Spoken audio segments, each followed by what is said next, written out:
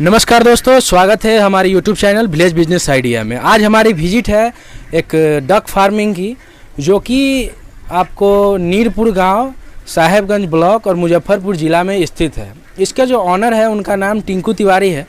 तो आज हम डक फार्मिंग के लिए आए हैं यहाँ पे, जो कि आपको जानकारी देने के लिए कि इसमें टोटल क्या क्या खर्च होता है और इसका क्या क्या मार्केटिंग है।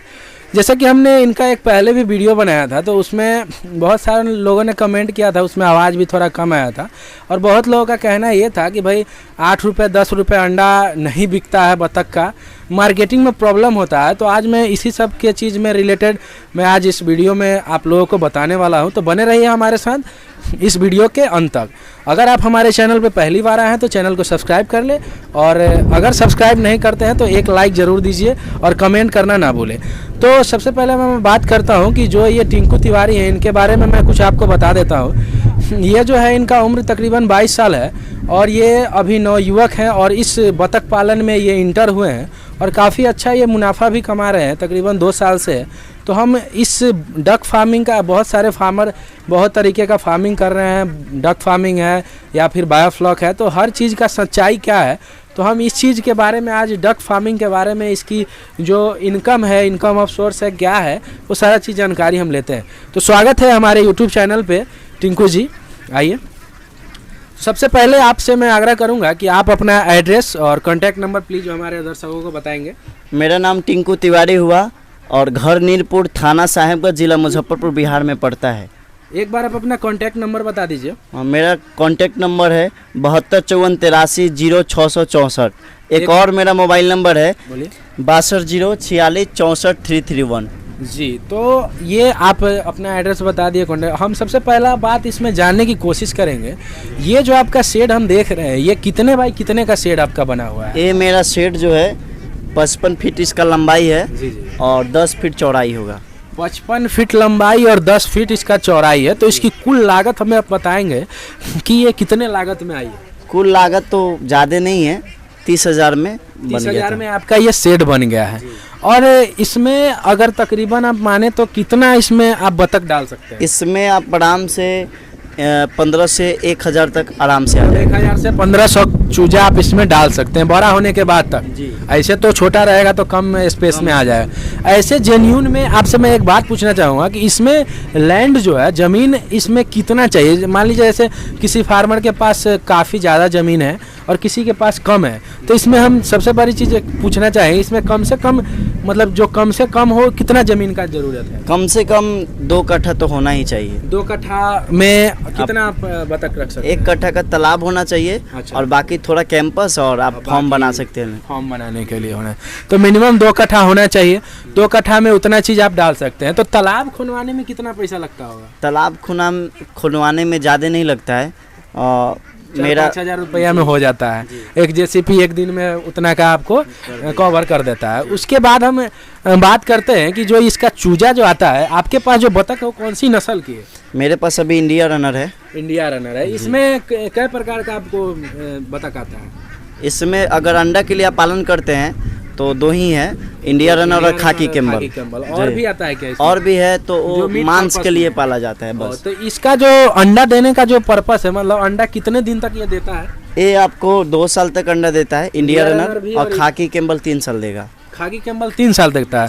नहीं, मैं सुनता हूँ कि खाकी कैम्बल ज़्यादा अच्छा होता है और ये जो है इंडिया रनर उतना लोग नहीं उसको लाइक करते हैं। लेकिन एक मेरा ये भी मानना है कि जैसे कि इंडिया रनर जो है वो देसी हुई, और जो इंडिया रनर अपने यहाँ का है, अपने यहाँ का देसी ही समझिए ना उसको। जी। जैसे अब मुर्गी में देसी मुर्गी होता है, ब्लॉकिया मुर्गी होता है, वैसे इंडिया रनर और खाकी कैम्बल जो है बाहर का ब्रीड, बाहर का है। तो इसमें हमको लगता है कि बीमारी भी कम होगा। जी। क्या है कि खाकी कैम्बल में थोड़ा बीमारी ज़्यादा है। हाँ, इंडिया रनर में बीमारी कम होता है। जी। तो इसलिए इंडिया रनर से कोई भी शुरू कर सकता है। और ये चीज़ और पूछना चाहेंगे कि अगर कोई पहला शुरुआत करे तो उसको कितना शुरू करना चाहिए? 500,000 पीस से स्टार्टिंग करना चाहिए। जी। और हम एक चीज़ खुल के पूछना चाहते हैं कि इसमें डैमेज का क्या पॉइंट है? जैसे शुरू में अगर चूजा डालता है कोई भी फार्मर, तो इसमें डैमेज का क्या जो डैमेज वही 5% 5% डैमेज होता है। यानी कि अगर 100 पीस है तो उसमें से 5 को डैमेज होगा। अगर 500 पीस हम डाल रहे हैं तो तकरीबन 25 पीस का डैमेजिंग रहेगा। उसके बाद जैसे इसमें आपका अंडा देना कितने दिन बाद शुरू करता है? ये 4 से 4.5 महीना पे अंडा उठा लेता है हर बतख। जी, तो 4 से 4.5 महीने तक खिलाने का कॉस्टिंग ज़्यादा हमको आप बताएंगे। एक 500 चूजे का 500 चूजे में टोटल 1,20,000 तक, जब तक अंडा देने तक तैयार होगा उतना आपको लागत लग जाएगा। तो सबसे बड़ी समस्या फार्मर की यही चीज़ हो जाती है कि वो बिना प्रॉफिट का 4 से 4.5 महीना वो किसी भी जीव जंतु को खिलाना सबसे बड़ा समस्या हो जाता है। तो इसमें जैसे आप खिलाते हैं तो क्या क्या इसमें खिलाया जाता है? इसमें 1 महीना तो सबसे पहले दाना चलता है स्टार्टर, मुर्गी की तरह। जी, फ्री स्टार्टर पहले, उसके बाद स्टार्टर, उसके बाद ग्रोवर चलता है धान के साथ, 3 महीना खिलाएंगे। और जब चौथा महीना आएगा अंडा पे तो लेयर फीड खिलाएंगे, लेयर फीड और धान मिक्स करके। तो इसमें एक चीज़ है कि धान अगर सस्ता मिल जाए तो थोड़ा सा कॉस्टिंग जो है कम हो जाता है। तो इसका जो हम खिलाते हैं तो 500 चिक्स का पर डे का भोजन कितना होना चाहिए? 40 kg पर डे खाएगा जब बड़ा हो जाएगा। 40 kg। तो 40 kg में धान कितना और लेयर फीड? धान 30 kg और 10 kg लेयर फीड। 10 kg मतलब लेयर फीड और 30 kg धान खिलाएंगे। तो तकरीबन डेली का कॉस्टिंग क्या आ जाता होगा धान और 10 kg में अंदाजन? वही 7 से 800 रुपये। 7 से 800 रुपये डेली का खर्च उसमें हो जाता है। तो एक 4 महीने तक जाते जाते 1.25 लाख रुपए खर्च हो जाता है, जो कि किसी नए फार्मर को खर्च करने में थोड़ा ज़्यादा प्रॉब्लम हो जाता है। तो जैसे कोई शुरुआती कर रहा है तो उसको किस चीज़ पे ध्यान देना चाहिए ताकि वो इस बिज़नेस में टिका रहे? क्योंकि बिजनेस का मतलब ही होता है चढ़ाव उतार। हर बिजनेस का एक माइनस पॉइंट होता है, एक प्लस पॉइंट होता है। तो इसका माइनस पॉइंट क्या है और प्लस पॉइंट क्या है? क्या है कि इसको सबसे पहले 4 महीना तो खिलाने में जो भी लोग परेशान हो जाता है। लोग सोचता है कि 4 महीना हो गया अभी तक अंडा नहीं दिया, तो 4 से 4.5 महीना उनको यही प्रॉब्लम होगा उनके अंदर मन में कि साला ये अंडा नहीं दे रहा है। तो ऐसा नहीं, इसका फिक्स है कि 4 से 4.5 महीने, लेटेस्ट 5 महीना तक पूरा डक अंडा उठा लेता है। अगर हम एक चीज़ और पूछेंगे, इसमें कितना परसेंटेज मेल और फीमेल का कितना परसेंटेज होता है? अभी तो क्या है कि कंपनी जो आपको देगी चिक्स वो रहता है लगभग 50%, क्योंकि पहचान नहीं है इसमें। अच्छा, पहचान इसमें नहीं होता है कि हाँ कौन मेल है कौन फीमेल है। जी, 2 महीने बाद ही पहचान। 2 महीने बाद ही होगा जी, वो किसी भी प्रक्रिया से आप नहीं पहचान सकते। नहीं। तो 50-50 का चांसेस रहता है जी। तो उसके बाद ऐसे जैसे अंडा देने के, अंडा से वापस चूजा तैयार करने में कितना परसेंट मेल होना चाहिए, कितना परसेंट फीमेल? कम से कम 20 या 25%। 20 से 25% मेल होना चाहिए और बाकी फीमेल होना चाहिए। तो इतना परसेंटेज में चूजा आसानी से हैचिंग हो जाए। जी। तो इसका अभी जो रेट चल रहा है वो 8 से 10 रुपए जाता है। तो इसमें आप खुद हैचिंग कराते हैं या फिर किसी को बेच देते हैं? नहीं, हम खुद हैचिंग कराते हैं। खुद हैचिंग कराते हैं। तो आपने इससे पहले भी लोगों को बताया था कि अगर हमसे चूजा कोई लेता है तो हम उनसे बाई बैक करने की भी गारंटी लेते हैं, और अगर साथ में एग्रीमेंट कराना चाहे तो भी हम उससे एग्रीमेंट करा सकते हैं।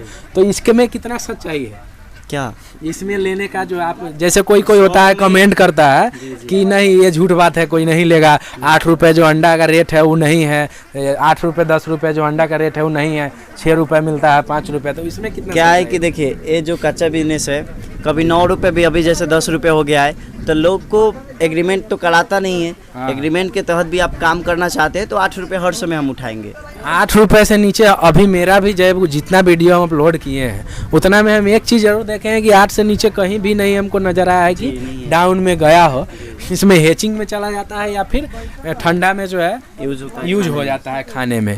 तो तकरीबन जो मार्केट रेट है इसका बिकने का वो कितना में बिकता होगा? जो खरीद के कोई अगर ले जाता होगा अंडा खाने में, तो अंडा खाने के लिए मतलब यूज़ करता है तो वो 7 रुपये जाता है। आप लोग का 7 रुपये ठंडा में जाता है जी। तो फायदा इसका मतलब हैचिंग में देने के लिए है। हाँ। तो इसका जैसे अगर मान लेते हैं मटन में हम इसका इस्तेमाल करते हैं बत्तख का, तो जैसे अब मान लीजिए यूजलेस हो गया, या फिर हम मान लीजिए अगर कोई फार्मिंग खोल रहे हैं इसको स्पेशली हम सिर्फ मांस में करें, तो इस मांस का मार्केटिंग कहाँ करेंगे? मांस का मार्केटिंग नहीं, ज़्यादा करके यहाँ इसका मार्केट नहीं है। बंगाल में है, आसाम में है। बंगाल और आसाम में इसका मांस का ज़्यादा मार्केट है। यहाँ पे अंडा का ही ज़्यादातर हैचिंग हो रहा है और खाने में इसका अंडा हम लोग भी बंगाली भेजते हैं। तो इसका अंडा जो है वो किस पर्पस से जैसे लोग खाते हैं? तो जनरली जो वहाँ से जो लेयर वाला जो मुर्गी वाला अंडा आता है तो वो तो 7 रुपये अभी रेट है मैंने बिकने का, वहाँ से फार्म से उठता है 5 साढ़े 5 रुपये। तो इसको लोग देसी मुर्गा का समझ के खाता है लोग कि बतख का समझ के खाता है? डक का ही समझ के लोग खाता है। तो इसमें फायदा ज़्यादा है जी, इसमें क्या है कि इसमें प्रोटीन ज़्यादा होता है। प्रोटीन का क्षमता ज़्यादा होता है, जी। क्योंकि उसमें जो है इसमें जो चूजा बनने का भी वो मेडिसिन से होता है, वो ये मेडिसिन बिना से तैयार मेडिसिन होता का है। कुछ तैयार तो नहीं। उसमें भी हमको लगता होगा कि जैसे मेल रहता होगा कि नहीं रहता है? मेल नहीं रहता अच्छा, है, वो सिर्फ medicine मेडिसिन से vaccine से तैयार होता होता है। है और ये आपको मेल से से। तैयार होता है। जी। अगर इसमें मेल का परसेंटेज कम हो जाए तो हैचिंग नहीं हो पाएगा। नहीं हो पाएगा। कम से कम 20 से 25% इसमें चाहिए ही, तभी हैचिंग होगा। जी। तो इसका जो हैचिंग कॉस्ट आता है आप लोग का, जैसे आप बेचते हैं जो चूजा अगर किसी को 1 दिन 2 दिन का देते हैं, तो ये इसमें एडल्ट भी आप देते हैं कि या फिर सिर्फ चूजा ही देते हैं? चूजा ही देते हैं। चूजा एडल्ट नहीं देते हैं। एडल्ट थोड़ा महंगा पड़ जाएगा किसी को लेने में, और कितना बार वो अंडा दिया इसका पहचान नहीं हो सकता है। तो इसका जो 1 या 2 दिन का चूजा आप दे रहे हैं वो कितने रुपए की पीस 1 दिन का चिक्स अभी हमारे पास मतलब रेट बढ़ गया है, 2 रुपये ज़्यादा हो गए तो 42 रुपये। 42 रुपये, पहले 40 रुपये था जी, अभी 42 हो गया है। 42 रुपये चूजा मिल जा रहा है इंडिया रनर का। जी। तो इसका जो आप ट्रैवलिंग अगर मान लेते हैं कोई 500-1000 पीस लेता है, अगर कोई ज़्यादा लेता है तो इसको पहुंचा के भी देते हैं, पहुंचा के भी लेना देते हैं। है? नहीं, पहुंचा के भी पहुंचाना देते है, क्या हैं। cost अगर अलग 500 भी लोग लेना चाहता है तो पहुंचाएंगे तो ट्रांसपोर्ट चार्ज लगेगा। जी। तो ट्रांसपोर्ट अपना पर्सनल से भेजेंगे फिर किसी चीज़ पे लोड पर्सनल से भी भेज देते हैं और ट्रेन से भी भेज देते हैं। ट्रेन से भी चला जाता है। तो चलिए, हमें इनसे बात करके बहुत अच्छा लगा, जानकारी बहुत अच्छी जानकारी इन्होंने हमें दिया। तो आप इनके साथ बतख पालन में जुड़ सकते हैं, और मुझे लगता है कि अगर कोई दूसरा भी फार्मिंग आप कर रहे हैं तो उसके साथ आप बतख पाल सकते हैं। अगर बकरी पालन में भी आप हैं, मछली पालन में भी हैं, तो आप बतख पालन में इंटर कर सकते हैं। बहुत अच्छा बिजनेस है। तो आज के लिए इतना ही, फिर मिलते हैं नेक्स्ट वीडियो में, तब तक के लिए धन्यवाद।